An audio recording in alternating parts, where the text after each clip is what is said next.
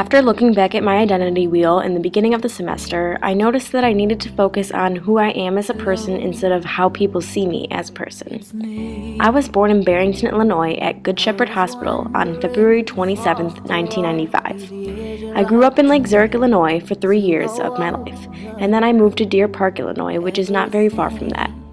After this course, I realized I could not really relate to anything in the course or even have the same opinion about race because I now noticed I grew up in wealthy towns that did not really have a variety of races.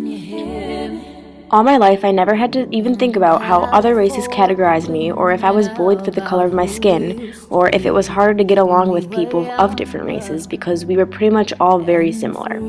I never really thought race was a big controversy except in our history books, even going into sports. When I was little, I was in gymnastics for 13 years. Although some of us had different appearances, the conversation never came up.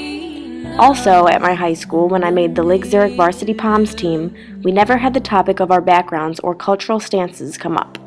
Maybe we would talk about our different sizes because of costumes, but nothing that could really relate to this course.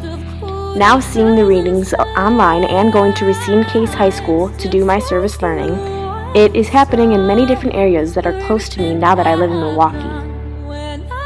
My identity video also had a main section about family.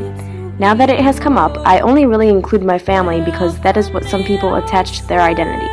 But I'm really not close to my family whatsoever, and I could have put that in my video. I focused on how my family was huge and we love our Italian homemade recipes. Yes, this is true, but we don't really live up to our culture.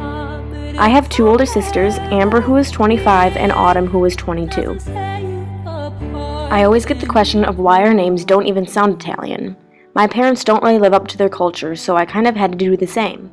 My sisters and I are not very close now compared to when we were little. We only played with each other, not our cousins or anything. I do not have a close relationship with my parents, and I do not really see any side of the family except for Thanksgiving sometimes and Christmas. My parents got divorced when I was 16. It was weird, but it didn't really have an impact on my life. My knowledge of Milwaukee has changed in some ways. Coming to Milwaukee, I heard it was a dirty town, but when I visited the University of Wisconsin-Milwaukee, I thought it was a small, beautiful, and homey campus.